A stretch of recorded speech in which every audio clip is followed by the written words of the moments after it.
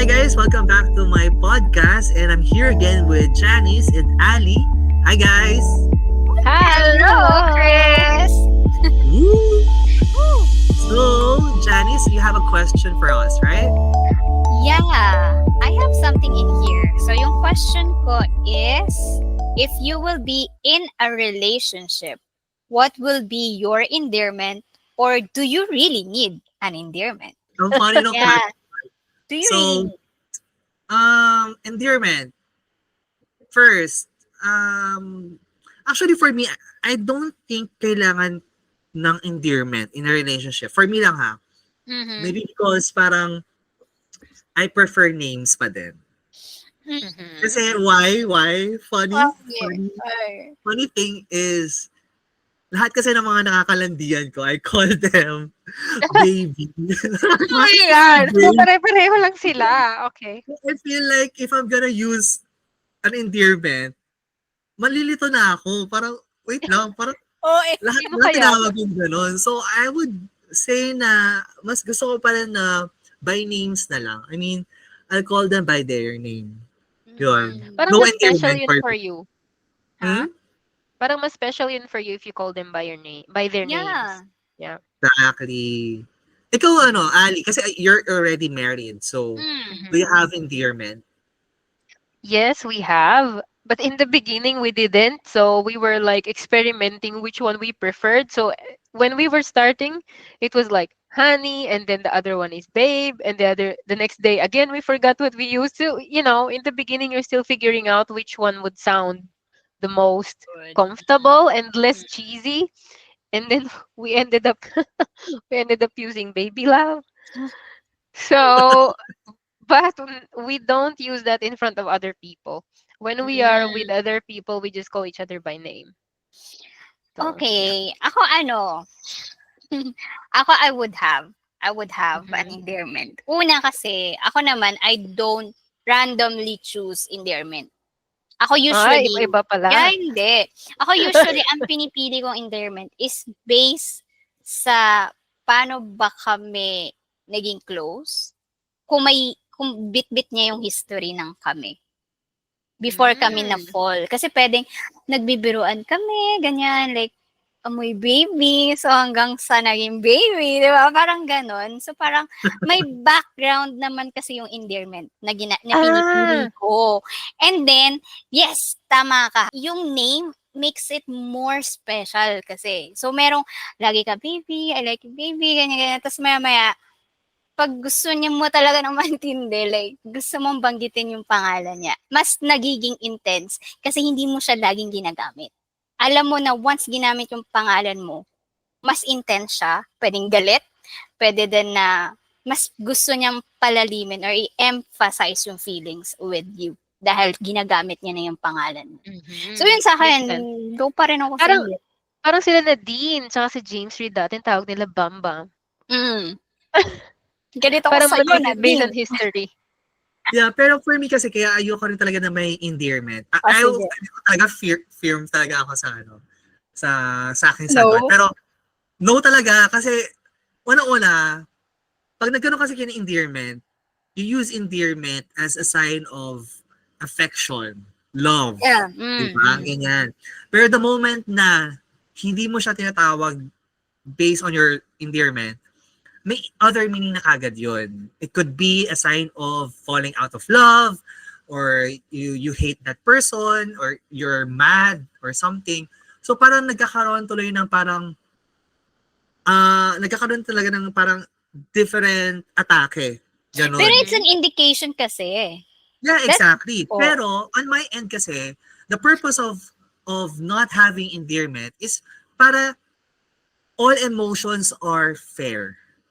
Si happy, Makes sense. sad, mad, affection, whatever, they all have fair conversations. Parang, Gets yeah, mo? that's actually what I wanted to ask you na paano kung galit ka? Paano Oo. kung Hindi malungkot ka? I It's the same. will call by name. Yun pa rin. Kung masaya ako, call by my name pa rin. Pero with a different flavor. Like for example, your name. For example, my name. Tatawag yung sarili ko na, "Uy, I love you, Chris ko."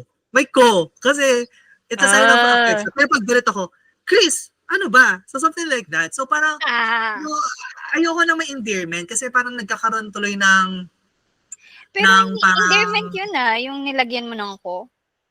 no, pero it's still a name. I mean, name Yeah, pa din siya. but But I think it counts as endearment kasi because that's how you mm, sweetly call someone. So I think that counts. Pero siguro yung sa'yo lang is non-traditional. mm, yeah. Mm. Pero I disagree with, grabe. I disagree na parang, how can a person be special if yung yung pagdi-distribute mo ng emotion is parang same eh. So how can I feel that I am special at that very moment? Kasi alam naman na, for example, anniversary, and then you're still calling me, how can I feel that I'm special today? I Especially, think but it's Hindi I ba don't know, sapat like, delivery. hindi ba sapat yung magsabi ka ng I love you, I care for you? It's already a sign of so what's affection the or difference of I love you kahapon sa ngayon? I love you What? more? But I think it's the So, delivery. Like even if that the okay, so delivery. to answer Nagulo the na question, ako. I don't think na it's necessary to call someone with, terms of endearment. But if, for example, if somebody Mm, would call you, wants to be sweet, like, "Uy, Janice," parang, di ba? Like, do you oh my wanna go watch a God. movie? Or if someone is angry, it's like, "Janice, ano ba yan?" So parang, Mm. it depends on the tone, delivery. That's why that's really important. So even without the terms of endearment, I think it can still work. Siguro it depends on the person kasi. No? Also, Kasi yes. ako, if I like the person, not necessarily romantic, but sobrang gusto ko ng tao na yun, like, as a friend or I create nicknames for that Exactly. person. And then, Yeah. iba pa yung Okay. endearment. So, parang, yun Okay. yung level of relationship na nabibigay ko. Kung ikaw is normal lang sa akin by name. Pero pag Ay, wala nagkakaroon pala ka na tayo. ng Hindi tayo special. meron, hash nga. Tapos nagkaroon ng nickname, di ba? Nagkaroon ng nickname, it represents yung level ng relationship Closeness. ko dun sa tao na yun. Hanggang sa nagkaroon ng endearment kasi in relationship na and so and so. But parang sa Japanese, di ba? Sa Japanese, iba yung tawag nila. Parang, for example, si Chris, pag hindi ko ang tatawag ko sa kanya last name. And then pag ginagamit ko na yung first name niya, it represents yung relationship ko. Mas close ako sa kanya kasi nagagawa ko na tawagin siya by first name. So, I don't know if you can treat that as endearment as a Mhm. form, but maybe iba-iba tayo as a person. Basta ang importante, kinu-consider natin kung ano din yung gusto ng partner natin. Since sila naman talaga yung tinatawag natin at the end of the day. Right? Mhm. Yeah. Pero Yes. pero do you guys like inuulit niyo ba yung endearment for different people? Like are you using the same endearment? Ako kasi is kung depende nga kung ano yung history. Ako minsan inuulit ko. Kung nagkataon. Kung nagkataon na may history din kami nun. Na iba. Okay? Ang importante kasi, sino ba yung naaalala ko? Ako hindi ko intentionally, kumbaga, kung intention, ayokong ulitin. Ayoko talaga ulitin. Mhm. Pero kung nagkataon naman talaga na nagkaroon ng history dun sa same word, and kung siya naman yung naaalala ko at hindi yung ex ko, why not? 'Di ba? And clear naman Exactly. dun, kung clear naman dun sa person na yun na siya yung naaalala ko. And kinommunicate ko naman dun sa tao na yun na ikaw naman talaga yung naaalala ko, hindi yung ex ko. So why not? 'Di ba? Mhm. Tsaka kapag hindi ka sanay gumawa ng sarili mong terms of endearment ta's madami kang ex, 'di ba ang hirap naman. Oo. Oo, kaya Tinaray namin. kaya ayoko na mag-endearment kasi nga lahat nga ng mga past ko, tinawag kong baby. So parang ayoko na mag-endearment, name na lang pwede para hindi ko na nauulit kasi I feel like So, parang pag na-attach. Na-attach oo, yung na-attach na kasi yung word na endearment dun sa yun. tao. Yes. Ako hindi. Okay lang. Kung nga naalala ko is yung current. Okay lang. Mhm. Kasi tinry namin eh. Tinry namin baguhin yung endearment. Parang we're both agreeing na okay lang. O kung okay Hmm. tas parang kinlarify naman to each other na ikaw naman talaga yung naaalala ko, hindi na yung isa. O, Mhm. diba? And may part ng history kayo doon. May pinanggalingan din naman yun. So, kayo pa din. Kumbaga, yung yung history niyo pa rin yung naaalala mo. True, true. Parang yung sa amin din kasi yung sa ex ko parang ang tawagan namin is parang baby and then my ko. So parang baby ko. Ah. And then parang ang awkward naman to call my current parang baby. So I added something else and then we just got used to it. I think it was even from him. So we just kind of used that and then we use it every day since, and yeah, it's Ako okay may now. tanong ako kay Hash. What Mhm. if, yung nakaka-date mo, so nag-work tayo, so na-in love ka na in love na siya. Eh, gusto niya ng endearment. Gusto niya ng Oh, endearment. Ba't ayaw eh. mo? Tapos, No! O sige. so makikip- at hindi nga, ang sitwasyon is, in love ka na sa kanya, in love na siya sa'yo, you're compatible. It just so happen, gusto niya ng endearment. And it so Mhm. happen, ang napili niyang endearment is endearment mo with your ex. What will you do? Sasabihin ko sa kanya na endearment namin yan ng ex ko. Sa babae ka may Ano, endearment. sasabihin ko sa kanya, para baka pag-isipan niya muna na tama ba itong ginagawa niya or hindi. I mean, sasabihin ko sa kanya, hoy, ano mo, endearment namin yan ng ex ko. Baka naman. Pwede Pero natin papayag ka palitan, na diba? may endearment. O sabihin natin, pumayag ako. Siyempre, kung ako yung current ba, sabi ko, ayoko gamitin yung current, yung endearment mo with your ex, but with you still, parang, sige, papayag ka na, sige, basta iba, ganun ka ba? Wala naman akong choice, di ba? Mahal ko na. Di ba? Yes. Submissive ako. So, sige. Oh my God, Mag-endearment submissive tayo. ka. Pero parang awa mo na, wag naman yung endearment na nagamit na namin ng ex ko or gamit na like yung babe or baby. Gamit na Pwede gamit bang yung ibang babe. endearment? Siguro yun na lang yung ano ko. Sama dun, gabi Siguro yun na ka. lang yung ano ko. Yun na lang yung parang condition ko for For endearment. endearment. Basta Pero, wag lang yung ex. something na unique, something na hindi pa nagagamit. Like for example, ikaw ang aking buwan. Pancake. Buwan, Ay. basta.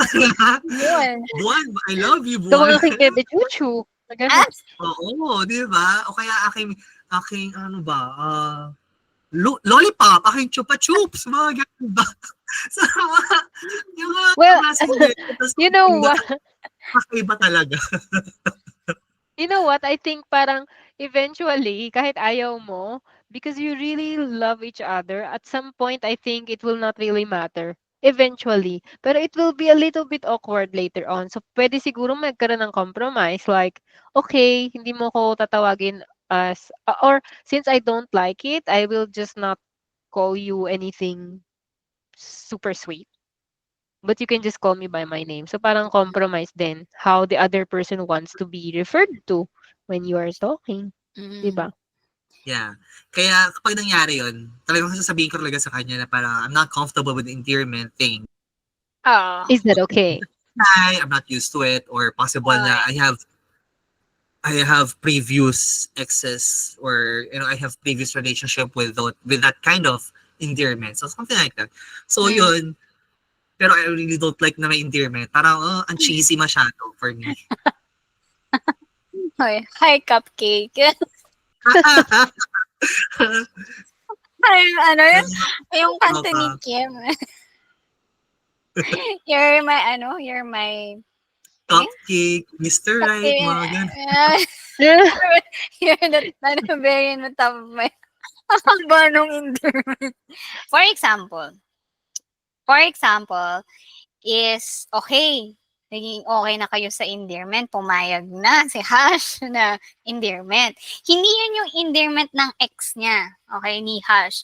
But it turned out na after probably 3 months, you figure out na yung endearment na napili niya is endearment nila ng ex niya. Pero naka 3 months.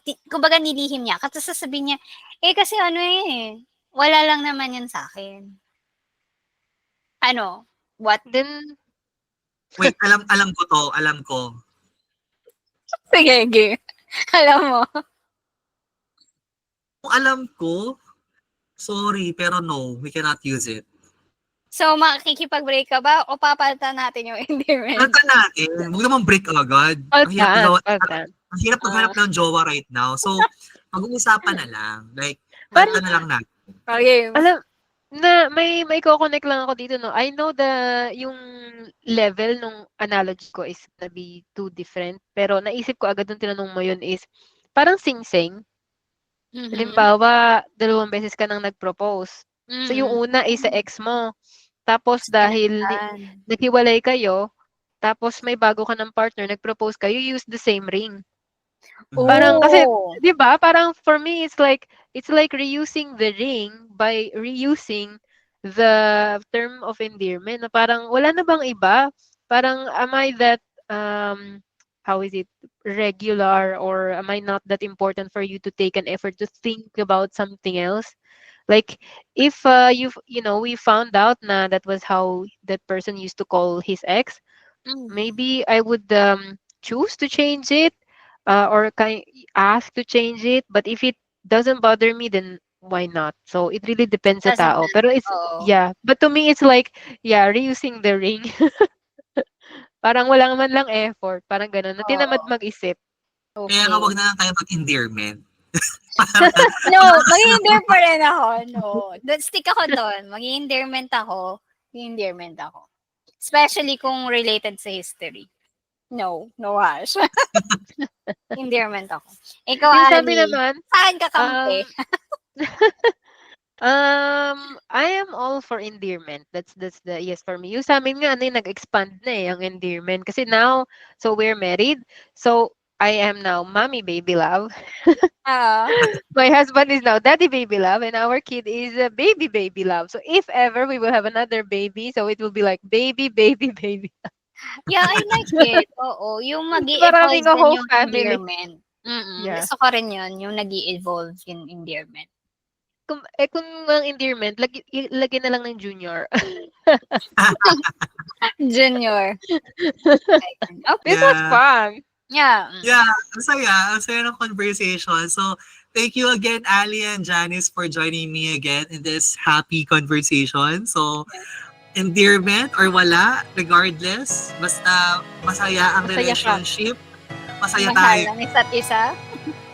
Mahal natin ang isa't isa. So, regardless, kung may endearment, go lang. Love wins. Love wins pa rin. Okay.